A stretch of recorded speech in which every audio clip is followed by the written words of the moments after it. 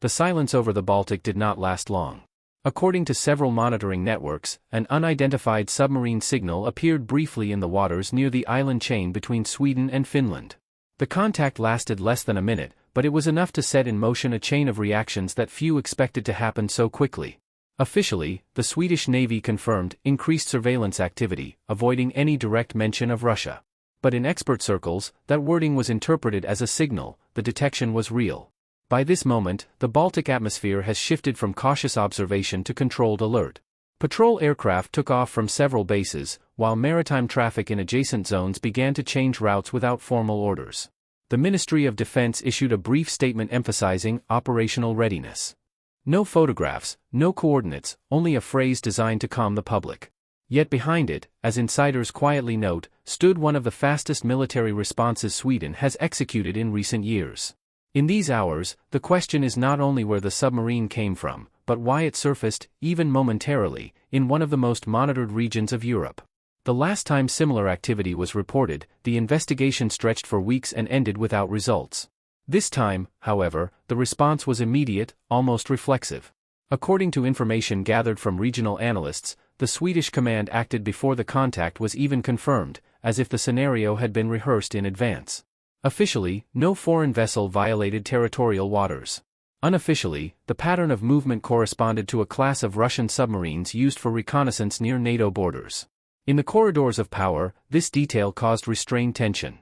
The Baltic has become a narrow theater where every signal, every echo, every movement underwater may be interpreted as a message. But the true meaning of today's detection remains unclear. The Swedish reaction, sharp and precise, might indicate more than simple vigilance. Some sources describe it as a real-time stress test for regional security coordination. Others see it as a deliberate provocation, a probe, not of defense lines, but of decision speed. For now, official rhetoric stays calm. Yet the tempo of movements around the Baltic tells another story. In maritime command centers, lights remain on, and the tone of internal communications has changed. What appeared as an isolated signal may soon reveal a larger pattern, one that Stockholm prefers not to discuss publicly. Perhaps it is worth following what happens next. Certain observers believe this is only the beginning of a broader sequence, where every move above the surface hides something deeper below. By this hour, the initial signal has already transformed into a matter of regional coordination. Official sources continue to insist that no direct threat has been identified, yet multiple air and naval units remain on standby across the Baltic approaches. According to information obtained throughout the day, Sweden's operational command initiated a full-scale data synchronization with NATO surveillance systems, a procedure usually reserved for confirmed incidents. The speed of that decision surprised even seasoned observers.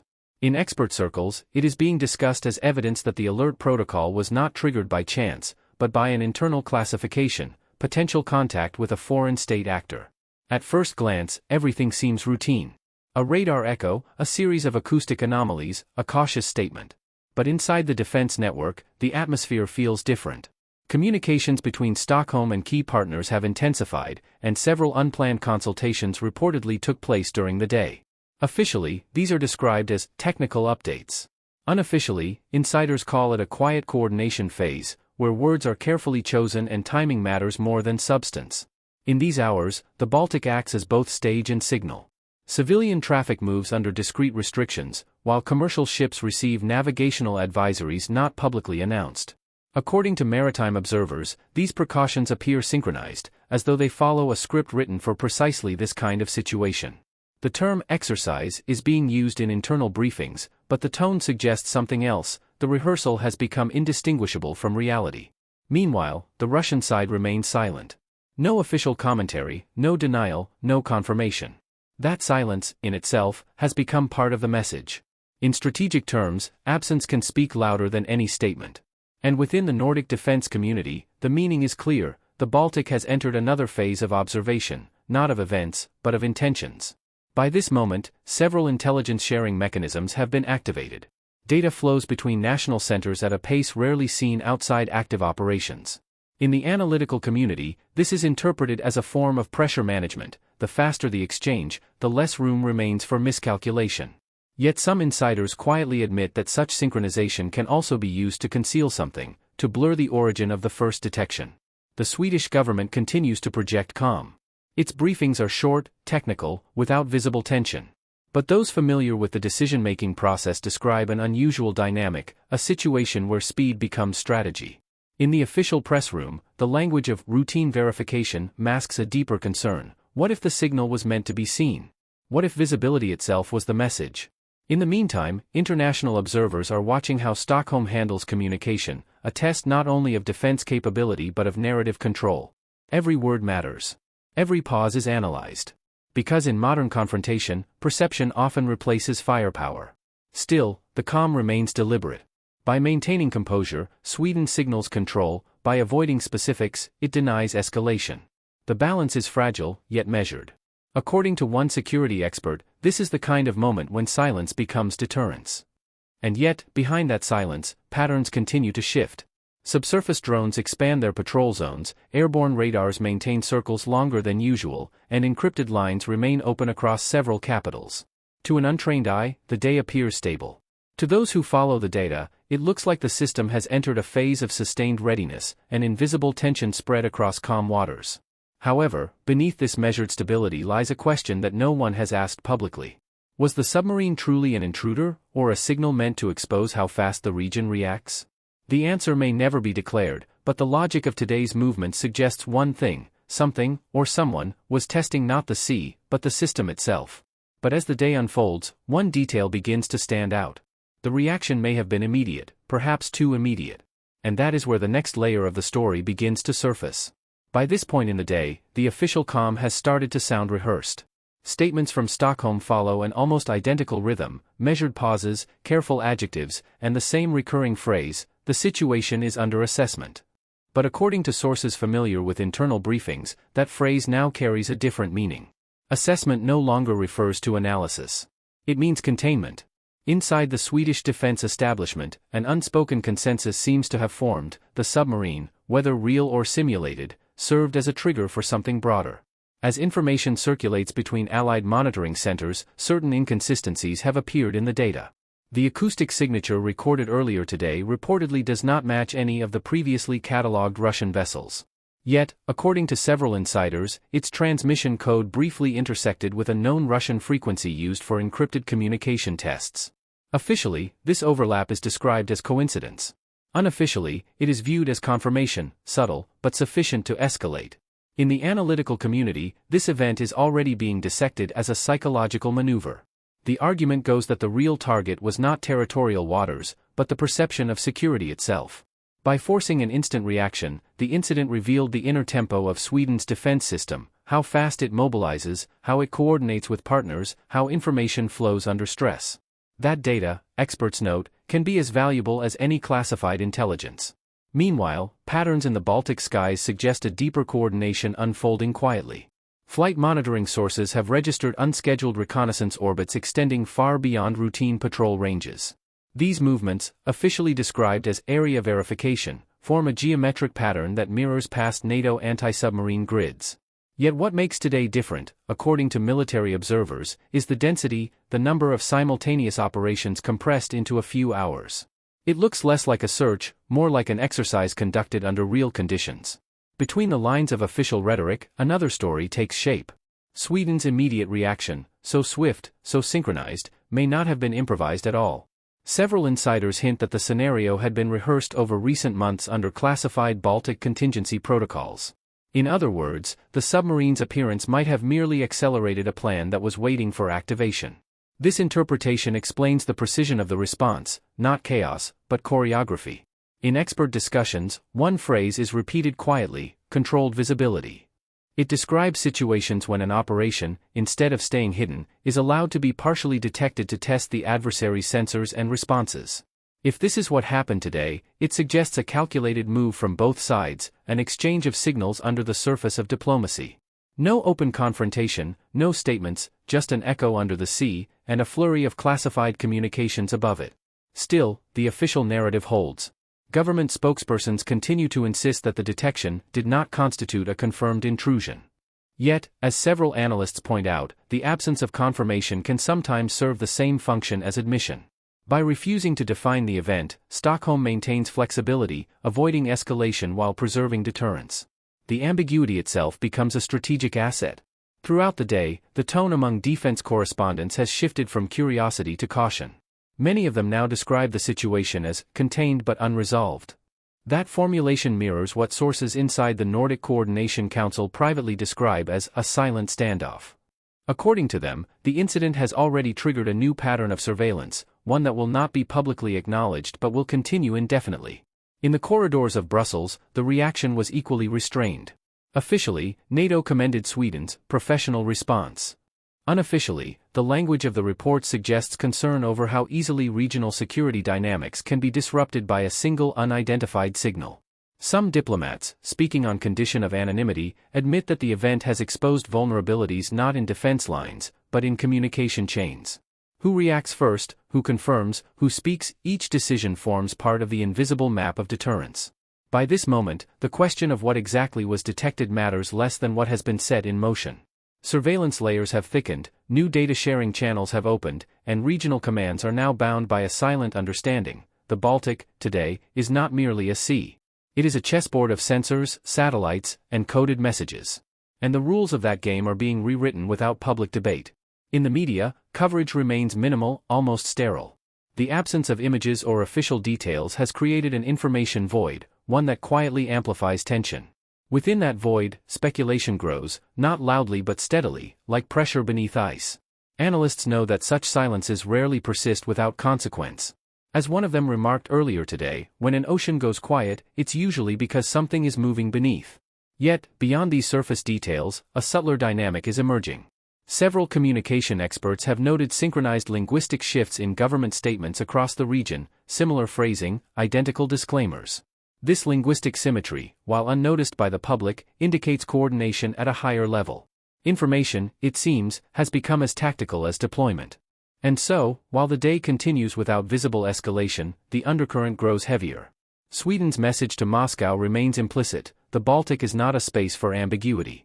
But behind that firmness lies another, quieter message: that readiness, once activated, cannot easily be turned off. At this stage, even the calm looks choreographed. Each restrained phrase, each denied confirmation, plays its part in a wider performance of deterrence. Some insiders suggest that this entire sequence, the detection, the response, the silence, might have been anticipated by both sides. Perhaps, they say, today's submarine was never meant to stay unseen. Still, amid these conjectures, one thing has become evident: the tempo of today's reaction marks a shift in regional logic. The Baltic, once a corridor of commerce and cooperation, now feels more like a pressure chamber. And those who follow these developments closely understand, the surface may appear still, but the system beneath is moving. In professional circles, a quiet conclusion has begun to form, one that will not be stated publicly, but will guide the tone of future discussions. What happened today was not an accident of detection, but a rehearsal for a new kind of confrontation, silent, data-driven, and unfolding in real time. And, perhaps, it is worth keeping a closer watch on what follows, because, according to several analysts, this was not the end of the signal. It was only its beginning. Pressure has begun to accumulate in places where only specialists usually look. Undersea cable operators report irregular signal delays that do not break service but change the rhythm of transmissions enough to be noticed by those who measure such things. In parallel, maritime insurance desks circulate understated advisories about route planning in narrow straits. The official line remains steady and technical. Yet the pattern is broader than one submerged contact. It resembles a staged calibration of the region's critical nerves, as if today's event serves to map how quickly each layer of the system tightens in response. In these hours, the geographical frame of the episode has quietly expanded. Surveillance arcs stretch deeper into the central Baltic, while air corridors that are usually routine adopt new holding patterns.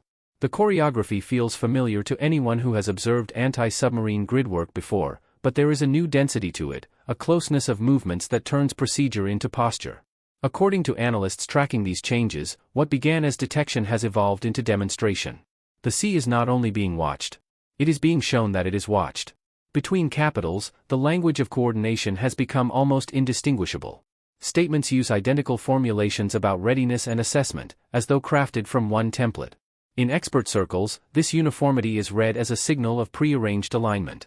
Compliance with the script, however, does not exclude improvisation. In internal notes, planners prefer ambiguous verbs that allow both deterrence and de-escalation without the burden of formal thresholds. This elasticity of wording is not a weakness. It is a shield. It buys time without committing to final meanings. Meanwhile, the commercial layer adjusts with the same restraint but with different incentives. Shipping schedules are not cancelled, but buffers are quietly inserted into timetables. Port authorities do not announce restrictions, yet tug availability and pilotage windows expand just enough to absorb uncertainty. On the surface, everything functions. Underneath, slack is being created. That invisible reserve of time and space is the real currency of stability during days like this. It prevents one incident from cascading into a chain of forced choices. Energy flows through the region continue without interruption, but the way they are described has changed. Operators emphasize redundancy and routine testing of contingencies. The emphasis is deliberate. It recasts vigilance as normalcy, turning precaution into ordinary maintenance. In strategic communications, this is more than tone management. It is risk neutralization by narrative. If everything is routine, then pressure has no official name. Yet in professional briefings, the diagrams tell a different story. Red lines indicating alert thresholds do not blink, but they do not return to baseline either. The system holds its breath and learns how long it can stay in that state. By this moment, conversations among Allied analysts have shifted from whether the submarine was present to what the presence has already changed. The list of consequences grows not through headlines, but through operational habits. Patrols linger a little longer on circuit. Analysts submit cross-checks more frequently. Command channels prefer shorter messages with fewer adjectives. None of this creates spectacle. All of it creates momentum. And momentum, once formed, resists quick reversal.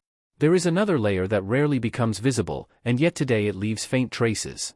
Academic sensors and private maritime research platforms register anomalies that align with official surveillance windows.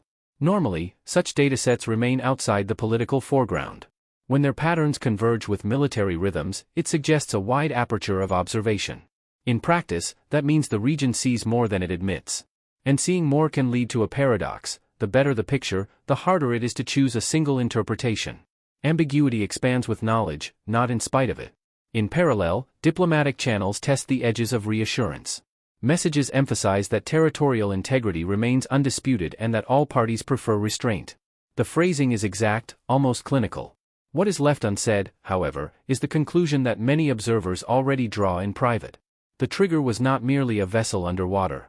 It was the pace of reaction above it.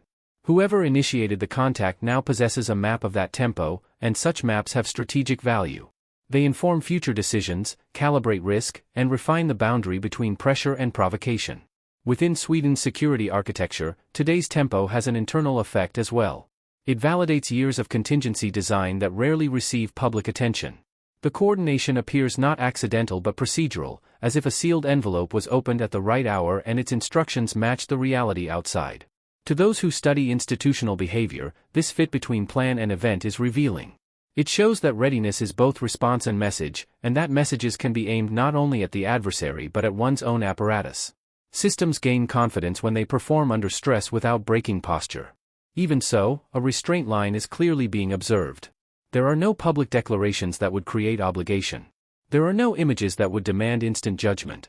There are only carefully spaced phrases and consistent patterns of movement. This is the grammar of managed ambiguity. It allows stakeholders to step forward and back without visible loss. In the Baltic, such grammar has become a security instrument as important as any platform or sensor. It shapes outcomes by shaping what can be said without cornering anyone into an irreversible step. Between the technical details and the diplomatic tone, one more development draws quiet attention. Information operations experts note a synchronized cadence in how updates appear and then pause, as if tied to a metronome outside the newsroom cycle. The pattern suggests that communication has been integrated into the operation itself. Not mere reporting, but sequencing. When messages align with patrol arcs and consultation windows, they no longer only describe reality. They help produce it. In modern security practice, this fusion of movement and message is no longer exceptional. It is the method. Still, beneath the method lies a simple calculus. If the signal was a probe, it succeeded. If it was a decoy, it succeeded. If it was a rehearsal, it succeeded as well. Each interpretation leads to the same operational outcome. The region is now locked into a heightened state that cannot be ended by decree. Only time at a lower threshold can unwind it, and time is precisely what today's actors are compressing. The longer the system holds at sustained readiness, the more that readiness becomes the new baseline. What happens next will not depend on a single decision but on the aggregate of small, nearly invisible choices taken across the day. How long patrols extend? How many sectors remain open? How often liaison calls repeat? In isolation, none of these actions declares intent. Together, they write it. By this stage, the Baltic no longer resembles a place where something might happen. It resembles a mechanism in motion, one that processes inputs and produces deterrence as an output. And yet, amid this controlled movement, a narrow question begins to surface among those who read patterns rather than statements. If a single undersea echo can realign an entire region for a day, what could be achieved by a sequence of such echoes, staggered and timed to different layers of the system? The answer, according to a handful of insiders, does not require dramatic escalation. It requires patience and precision. However, the day has not run out of variables. A subtle change in the spacing of reconnaissance orbits suggests that another adjustment is underway, one that does not fit the earlier choreography. It may be a routine optimization. It may be a new test. It may be something else entirely. By this stage, the visible movements have slowed, but the silence that follows feels calculated rather than calm. Official statements grow shorter, almost formulaic, as if every additional word risks shifting the fragile balance that has been sustained throughout the day. Yet for those who watch patterns rather than phrases, it is clear that the system remains fully awake. Communications networks stay aligned, sensors continue to feed data streams without pause, and the invisible perimeter drawn across the Baltic has not been lowered. The surface looks tranquil because tension has been absorbed into procedure. In professional analysis, this phase is often called stabilized alert. It marks a state where no one expects an immediate event, but no one allows the possibility of relaxation either. According to several security observers, Sweden's defense apparatus has entered this stage with remarkable precision, proving that the infrastructure of readiness can operate indefinitely without visible strain. The absence of public anxiety is not coincidence, it is the result of deliberate modulation, where every message, every absence of detail, serves the same goal, to project control through silence. Inside the regional intelligence community, attention has shifted from the submarine itself to what its trace revealed. The incident, brief as it was, exposed the invisible nervous system of Northern Europe, how fast information travels, how it is filtered, how political caution translates into operational tempo. For analysts, the real story lies not underwater but in the architecture of reaction that unfolded above it. That architecture, once exposed, becomes part of the deterrence landscape.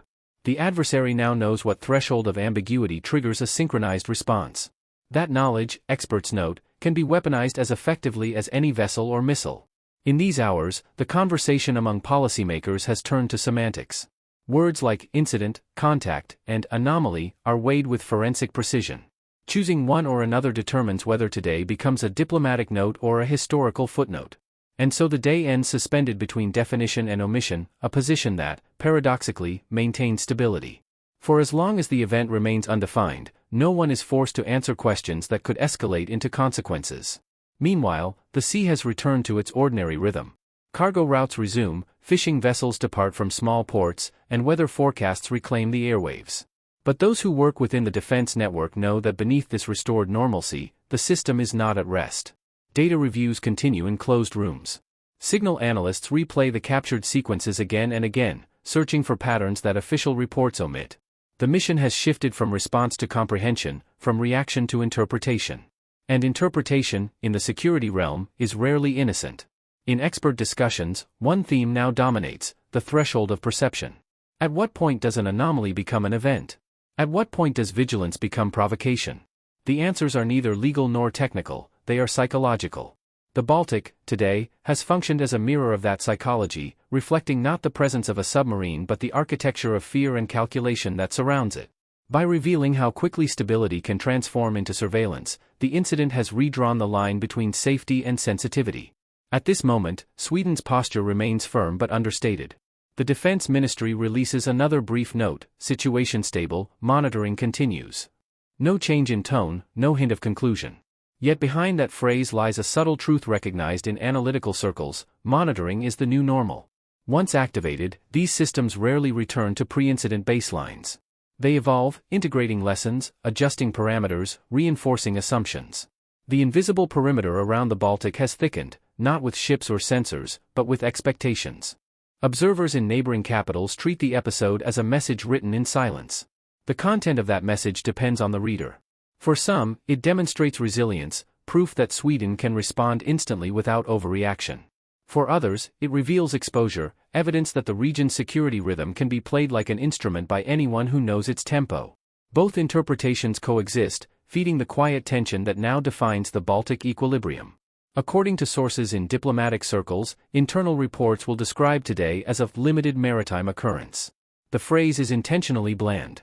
It suggests control without admitting vulnerability. But those who drafted the report understand that its real function is to record a precedent. The system has passed a test, though no one will say who administered it.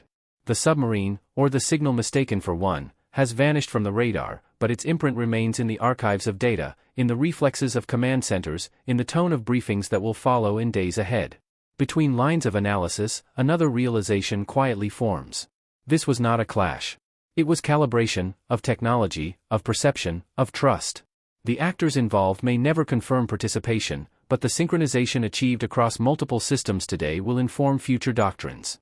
It has shown that speed is the new frontier of deterrence, and that silence can be its most powerful form. By the close of the day, the narrative begins to settle. The Baltic remains calm, Stockholm stands composed, and the wider world moves on. Yet beneath this calm persists an undercurrent of awareness, something invisible shifted in the architecture of security, and once such shifts occur, they rarely reverse. What was tested today was not a defense grid but a decision-making rhythm, and that rhythm will now guide every reaction that follows. In the expert community, one expression begins to circulate quietly: the first silent contact. It captures both the method and the message: a confrontation without confrontation, a statement made through motion, a day when the surface told nothing but everything moved underneath. Those who follow such signals understand what it means. The Baltic has spoken in the language of restraint, and those who listened heard more than they were meant to. For now, the water appears still. But those who observe patterns know that stillness is never permanent. It is only the pause between signals. And in that pause lies the beginning of the next message, one that has not yet been sent, but is already being prepared. Perhaps that is why, among those who analyze such days, a single recommendation is repeated quietly: keep watching. Because what looked like an isolated detection may, in time, be remembered as the moment the silence of the Baltic began to speak.